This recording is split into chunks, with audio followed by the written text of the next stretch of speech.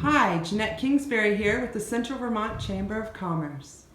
Today's spotlight interview is with Burr Morse Morse Farm Sugarworks. from Morse Farm Sugarworks here in, is it East Montpelier? It is the town of East Montpelier. Our Mhm. mailing address is Montpelier. Okay. Well, thank you for that. Now I know where I'm at. Or not at. Right. Let's begin. First question. How did your business come to be? Well, we've evolved over the years. First of all, sugaring goes way back in my family, way to the first Morse who came to Vermont, Cabot, in late 1700s, and then his son moved to Calais, just up the road, and Morses have been sugaring in one place or another right in central Vermont ever since. But we were dairy farm people. That's what went on through most of those years, was in this part of the world is dairy farming. And my father, Harry, really didn't like that. So he went off into another sideline, which was growing vegetables and beef cows and keeping the sugaring going on in the spring. And the beef cows and the vegetables got more minimal as years went on, because this isn't vegetable country here. This wants to grow wheatgrass primarily. Right. And but the sugaring was his right here for Harry Morse.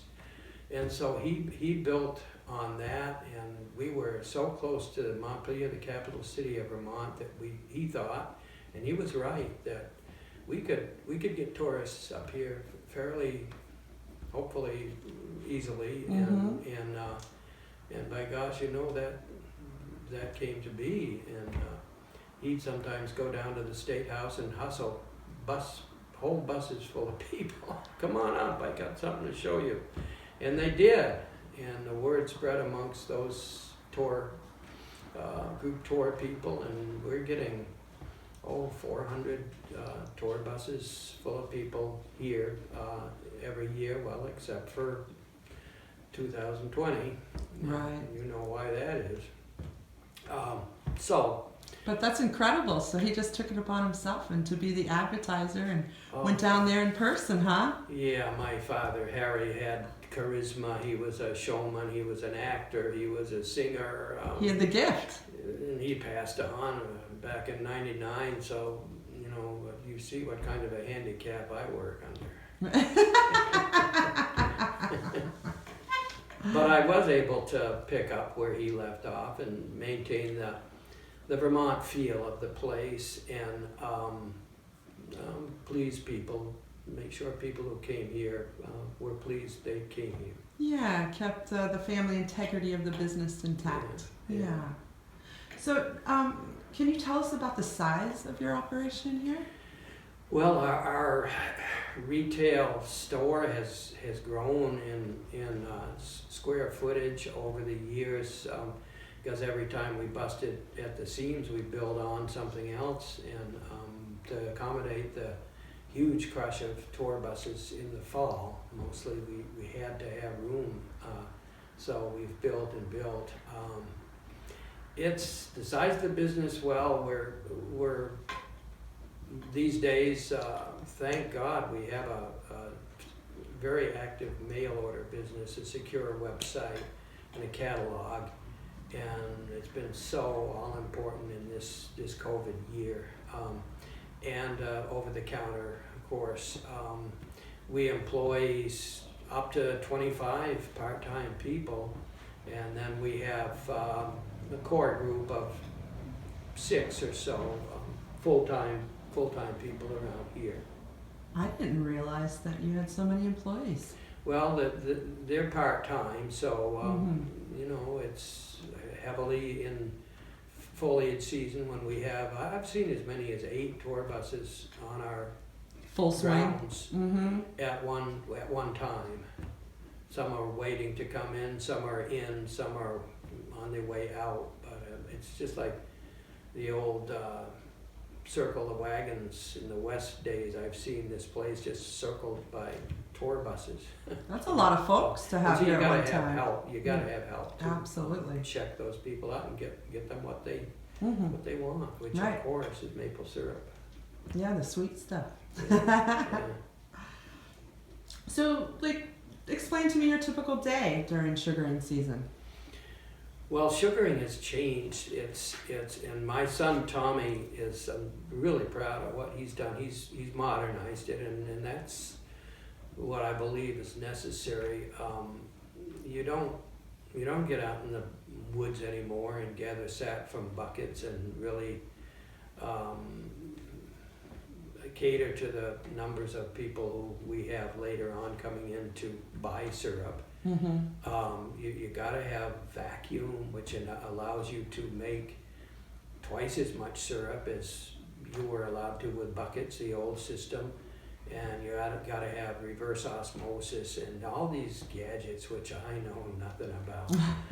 But a typical day is it's a balancing act here.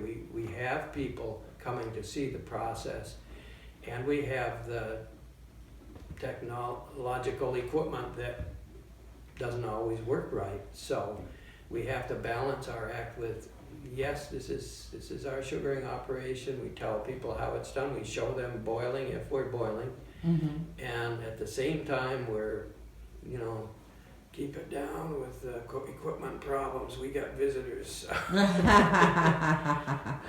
Behind the scenes action, Yeah, right? Yeah. So, what would you describe your biggest challenge being? I would say the biggest challenge was just what I just alluded to, and that is, it is a real business. We're striving for maximizing our product, our production, which only goes on at the very most 6 weeks out of a year. So we have people coming here from all over the world wanting to see syrup being made, and that just ain't gonna work in July. Right. We have to explain to people, well, this is the way sugaring works. We only get a short season in the spring of the year. And so we have to balance, answering to our marketing for those people to get them up here with telling them the true scoop. And that is, no, you don't get to see sugaring happening in July or November. Right, But we can tell you how it's done, and we can show you pictures of how it's done, and we can give you a sugaring experience. So that's one of the problems of our business, I think, is just dealing with the public who largely really doesn't know anything about maple sugaring in Vermont. Right, yeah, it's a mystery to them, right? And that short season, it's rapid fire when it It's happens. rapid fire. Yeah. You only get that one chance. And how is that perceived by them? Is it well taken that you do the walk and talk instead of, they don't get to see like live action, so to speak, in July, but they still get to see the goods and get it explained to them? I'd say fulfilling? I'd say it is well Mhm. taken and fulfilling to people. I've never had anyone leave in a huff. And when they show up in July and say, I want to see syrup being made, and we say, well, I'm sorry, we can't show you that. They're always willing to wait and let me explain, or let whoever's here explain, this is why we can't show you the real thing. Right, good. And watch the video. We have an in-house video that's very entertaining and informative. And people leave with product. Mm-hmm. Of course, and we smiles in their heart, right? Right. So you just educate them, and Yeah. then they're aware. Yeah. And of course, in the spring when we're sugaring, they see the real thing, and we have total ecstasy when people come into the sugar house and, oh, doesn't that smell? It's the best wonderful. in the world. Yeah. It's just so palpable in the air. Yeah. I love it. Yeah. I have been a fan of this place for years and years. Great. It's an annual trek to come here and have the sugar on snow, right? Yeah. Tradition. So, what would you say set you apart from other sugaring operations? I've taken the attitude that there's going to be competition, which of course is generally good. And there's going to be many sugar makers who would like to set up a retail sugaring place where they get the market and, for their syrup, similar to ours.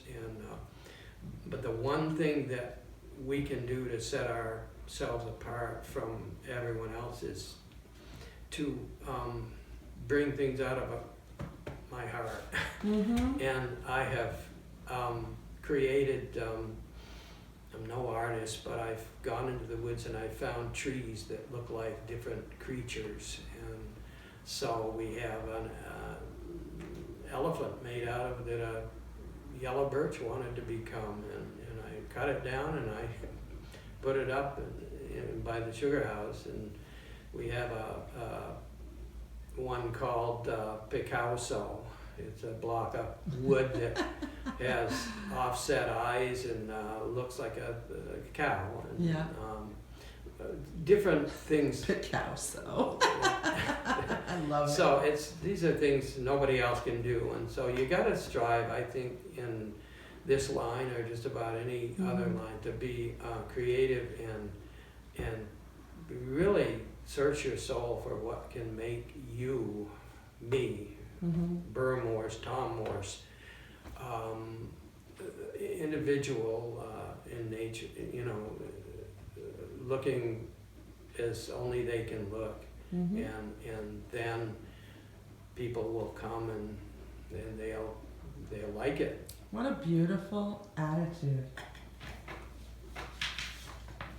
If more people would strive for that, Burr, what a world it would be, huh? Well, there's too much copying in this world. Yeah, just look within yourself and your heart, right? Oh, Put your best foot forward. Plus, we're up in the country. We're only less than 3 miles from the center of one of the 50 U.S. capital cities, but yet we're in the country. We don't have any houses out front that are being built or power lines out front that cross the view or anything like that. We are in the country. So one way I've described it is we're just across the fence from Montpelier. Location, location, location, as they say. Yeah.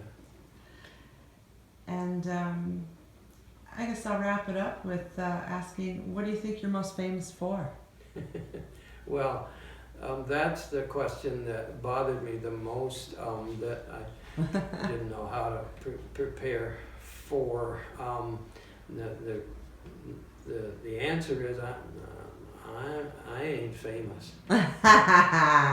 But yet you are. And I just think you're unique and you're genuine. You're the genuine article. Well, our business is famous in that we have people from all over the world who have come here and regularly come here, and our friends.